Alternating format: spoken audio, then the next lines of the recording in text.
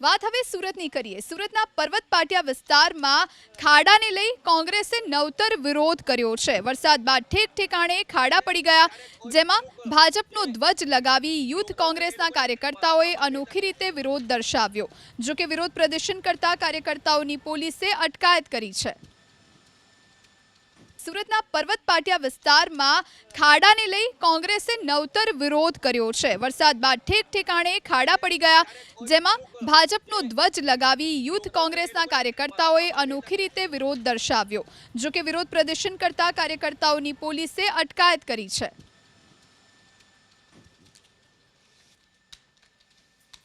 વાત હવે વડોદરાની કરીએ। વડોદરામાં છેલ્લા 6 દિવસ પહેલા એક ભૂવો પડ્યો, જો કે હજુ સુધી તેનું સમારકામ નથી કરવામાં આવ્યું।